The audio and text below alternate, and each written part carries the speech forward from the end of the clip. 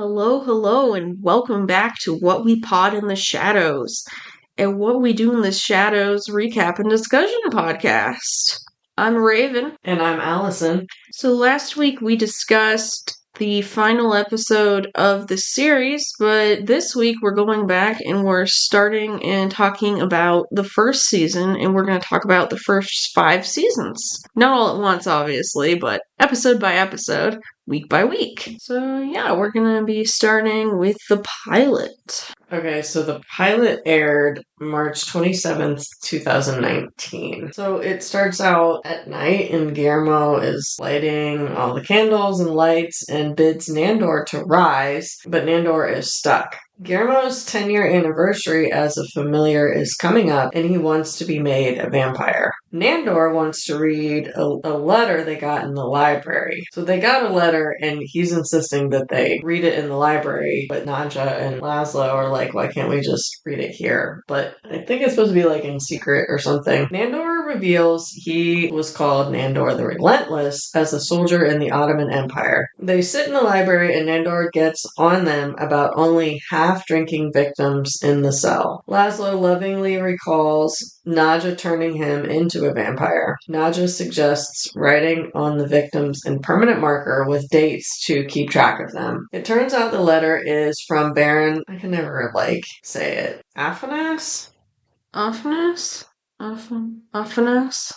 See, they've said it a bunch recently too, and it's like, now I am thrown off. And he is coming to visit even though he doesn't leave the old country. They were supposed to have taken over the country, the USA. Both Nadja and Laszlo reveal they separately had sexual affairs with the Baron, and Nandor is in charge of welcoming the Baron. So I'm not sure why they put Nandor in charge, but I don't know. So Nandor orders Guillermo to bring virgins as food for the Baron. It is revealed that Nandor wanted the meeting to be in the library because he didn't want their other roommate, Colin Robinson, to know. Colin is an energy vampire and gets his food from boring or enraging people. Energy vampires are the only vampires that can drain other vampires. How would I say vampire one more time?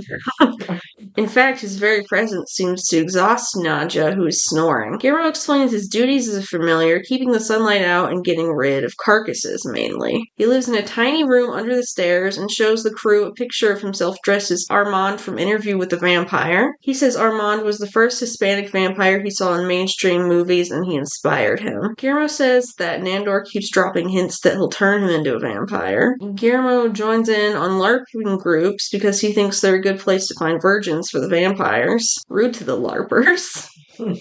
Nadja and Laszlo moved to the New World 200 years ago because of anti-vampire prejudice. Laszlo says they do their best to blend in, but when he greets a guy in the park, he tells him to go back to his own country and calls him the ghost of Christmas past. They decide to kill and eat the guy, which they do, and they get blood all over this lady he was walking with. And Laszlo flies home as a bat, but Nadja wants to walk home. Guillermo takes Nandor shopping for party supplies for the Baron. Nandor wants glitter so he can look like a vampire from Twilight and crepe paper because he thinks it's called creepy paper.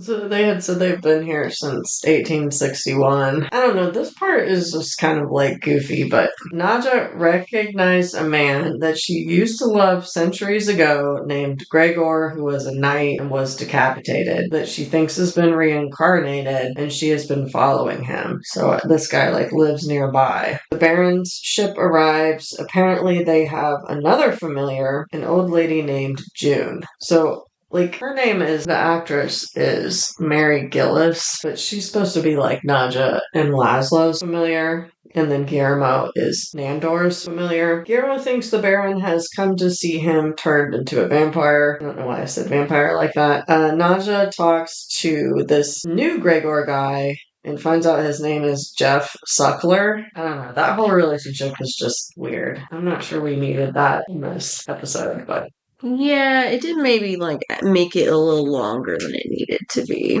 But I guess they're establishing shit. The LARPers, Jenna and Jonathan, arrive for the ceremony. We find out new Gregor is a night watchman. Nadja reveals she is the one who cut off his head. They open the Baron's casket, and he is tall, thin, and skeletal like a demon. So he's got long white hair. It kind of looks like the crypt keeper or something. And they had sent, well, I guess not yet. So when he comes out, he just immediately grabs June and drains her of blood. He says he has risen again. And then just because, like, Naja and Laszlo comment on it, he has no genitals. Guillermo is petrified, and Nandor bids him to get the virgins, while Laszlo apologizes that the crepe paper is not human skin, and also that there is still a stairmaster in the attic. They all start arguing, and the Baron silences them. He's disappointed that they haven't even conquered Staten Island yet, let alone the New World, when they've been there for centuries. Guillermo freaks out and leaves. The vampires try to placate the Baron. He says that when he wakes up again, they'll rule Staten Island together. They're worried that they won't be able to do so, and he'll kill them again. The vampires are excited that they at least get to eat the virgins, but Colin has gotten to them first and is boring the hell out of them, which has made them lose all nutritional value. Nandor says he has reward for Guillermo's many years of service. Guillermo bares his neck, thinking that he's going to be turned, but Nandor only has a glitter portrait of himself and Guillermo for him. Guillermo is a vampire on the glitter portrait, but he does not get to be turned in this episode. Nandor thinks Guillermo has been his familiar only 2 years instead of 10. Nandor gets in his coffin to sleep all day, and Guillermo considers leaving the curtains open to let him burn, but ends up closing them. And then we go to the attic later on, and some of the stuff that Guillermo had tried to nail shut in the attic comes off, and a little beam of light hits the Baron's coffin. So the description of the episode is that they plan a lavish blood feast. I don't think that they did. No, they have two victims for one thing. And it wasn't that fancy. The house even, decoration-wise or anything. Yeah, I think Nandor did his best. I'm not sure anyone else did anything. Yeah, it was not lavish. And maybe they should have anticipated that he would be super hungry and not have a human stand near him. Yeah, brought those LARPers in there. So I'm sure we've mentioned it previously, but since we're starting back over, the Baron is played by Doug Jones, and then the one LARPer, Jenna, was played by Beanie Feldstein. I don't know who the other people were in the episode, but I don't know. It was kind of cute. Nandor did have glitter all over himself. At first I was like, is he wet? And then I thought maybe he was sweating really bad or something. But then I did see, it kind of was even on his clothes and stuff too. It's funny, sometimes they don't seem to know pop culture stuff, but then they'll bring up something random like Twilight. But maybe they've just followed I could see them vampire stuff. Yeah, I could see them only knowing vampire related pop culture. Of course, I could probably go on about how much it just sucks for Guillermo. He's been doing this for 10 years at this point. He wants some recognition for all that he's done, and then not only does he not get that, but then his boss thinks he's been at it for a fifth of the time that he has been. Yeah, it would kind of explain though, like I think you had said previously that because they're vampires, time is just sort of different for them. Right. So for him it seemed like a shorter period of time. So maybe he didn't think it was quite right to change Guillermo yet, that he hadn't worked for him long enough because he only thought it was 2 years. I mean, maybe Guillermo needs to kind of speak up more. I don't know. Yeah, he's kind of at the moment, he's just kind of super vampire fanboy, and that's kind of just his thing. So he's just beans, he just didn't turn me again. Except he did think about killing him with the light. Guess. I just think he shouldn't assume that Nandor knows. I mean, I don't know if the June lady, if that's why she was there because she wanted to be turned. I just think kind of I don't know if that's what a familiar is always wanting. Maybe Nandor just doesn't want to replace Guillermo if he does make him a vampire, because they would need probably someone in that position, because they probably need help with some things, being vampires and not being able to go in the daylight and stuff. To not assume that Nandor knows what he's thinking. Right. But also, sometimes, what is told to them just goes in one ear and out the other. So, I don't know. When they were planning for the Baron to come, Naja wanted a chariot with alligators, and they settled on a black van. I forgot about that part. And that was funny that she wanted black alligators, and then they're like thinking about painting alligators. It seems like some Dungeons and Dragons shit right there. There's this vampire guy, and he's ancient, and he has a chariot pulled by alligators. Yeah, I just don't really like the Jeff Suckler angle. I don't think that didn't get resolved, so it might move into the next episode. But I feel like something happens with that. Yeah, I forget. I mean, I think it is like, I know it's a couple episodes at least this season. I don't know if anything happens past the season, though, with Yeah. Jeff. Or she sometimes calls him Jesk. I'm not totally sure nowadays what's meant by a night watchman. I would assume, like, my brain goes to, like, a security guard, but who works at night and maybe at a museum. Maybe, okay. The museum part, maybe not necessarily, but he works at the museum from night at the museum specifically. For some reason, I was thinking, I didn't realize that the Baron was introduced from the very beginning. It felt like he came in later, but I do love me some Doug Jones. Yeah. He's very powerful in all of his prosthetic out glory. Yeah, it is kind of sad a lot of times he doesn't get to play human or like look like himself. Yeah. I feel like their living room or whatever, I don't know. Their house seemed like it wasn't as nice as it was like in season 6, but I feel like their living room or whatever usually has like cool artifacts and stuff in there. So I'm not sure why they just didn't have his homecoming in there and why up in the attic. Yeah. But I guess it did give the Baron a room of his own. Yeah, so he has some space and privacy. Yeah, because they kept arguing about the Stairmaster being up there. And then he does turn to like the cameras at one point and is like, why are people filming? He was kind of startled by that there's a documentary going on. Yeah. And he does say about them not conquering the new world that they are hiding in the shadows. So it's kind of like bringing up the title there a bit. Yeah. They're kind of scared that the Baron's going to kill them, too, because they didn't conquer anything. Yeah. And I don't think they conquer anything. I'm not sure how often this is brought up throughout the seasons, but it's kind of a big theme in season 6. But, like 5-6 years later, they're still not really in a hurry to conquer anything. They're just doing goofy shit together, basically. Just a lot of, like, squabbling amongst themselves a lot of the time. Yeah, typically. And then just some occasional, like, team-ups. I feel like it was a good pilot episode. Yes, yeah.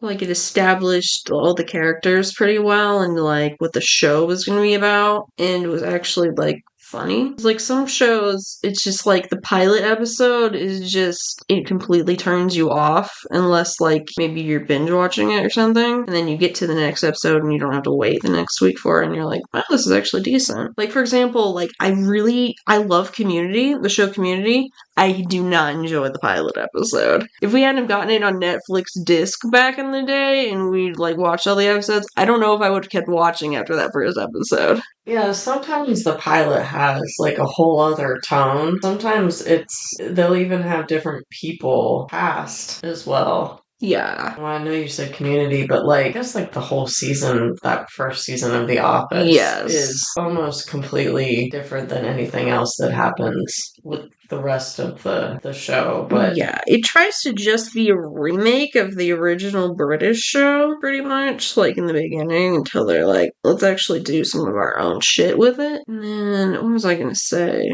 Oh yeah, like another show where kind of, well, it doesn't quite have like a different like vibe with it, but like sometimes they would like retcon stuff that had already happened in the pilot episode, like Dead Like Me, for example. Like there were a lot of things that were like different between the pilot and the rest of the show. Like the creator of the show had wanted Dad to secretly be like a closeted gay man, and like he was gonna like come out later after, well, the show, she's a Grim Reaper. She like dies and becomes a Grim Reaper, but then they had him just being like a shitty like college teacher who like hooks up with like this girl who's like his own daughter's age after the pilot, and I was like, ugh, they should have kept what they were originally going to do and have him be like a closeted gay man instead of like a scuzzy college teacher. Yeah. I mean, it's just kind of like, I guess it depends on whether the people who did the show, came up with the show, really have a plan for like the season that comes after the pilot, or if they really just have this idea for a pilot and then that's it. And they're Yeah. open to ideas, or also like what like the executives want. Right, network interference, which I think You is the would case with think Deadly. they would rewrite and Reshoot it? yeah, so that it matches, Right, yeah. but yeah, sometimes the pilot is quite a bit different from the rest of the show. So I mean, again, the Jeff Suckler guy, like I feel like he's pretty short lived. And then I'm trying to think of like other characters. Obviously, like the guide doesn't come until later, and then Jerry. Yes, But Jerry. like the neighbor, we haven't been introduced to. Yeah. Guillermo's just so sweet. And then I guess one thing I did notice, like, just as far as like the end of the show, I don't know how much we want to compare that though, because I'm like, if people are coming in for season one who've not seen the rest of it, I don't want to spoil stuff. Yeah. Just like with Colin, that he's more part of the group later. They're kind of just like, ugh, Colin. Like they were looking for places in the house to have the Baron's feast, and they thought there was like this room in the basement that they could do that in, and then they go in there, and it's like actually Colin's bedroom, and they're like, ew, what's he doing in here? And they didn't want to include him in the house meeting. And I mean, I guess because he is like, making people fall asleep. But I don't know later on that he does that to the other vampires so much anymore. Yeah. I think that, that I feel like they get nicer and include him in things more too, in a way that they don't really like extend that to Guillermo, except for maybe Nandor. Yeah, I mean, I think Colin still is kind of like seeking like friends and a father figure though too. Like he's still kind of missing out on that. Yeah. Even later, even though he's being like included. Thank you all so much for listening. We hope you enjoy the pod as much as we enjoy making the pod and, rewatching the show. If you haven't already, it would be super cool if you could subscribe to the podcast and leave us a review on Apple Podcasts or Spotify or wherever you get your podcasts. If you're watching it on YouTube instead, you could subscribe to my channel, hit the like button, leave a comment instead of a review. That would be swell also. And if you want to hear some of our other stuff, we have a second podcast. Well, rather, that one came first. We also sometimes talk about vampires on there. It's Mojo Jojo's Bizarre Adventure, which is a JoJo's Bizarre Adventure / Powerpuff Girls recap and discussion podcast. We have quite a few more episodes of that than this, so if you want to listen to us or you want to binge listen or what have you, we have about 35 episodes of that. Until next time, remember, you're dead and out of this world. Goodbye. Goodbye.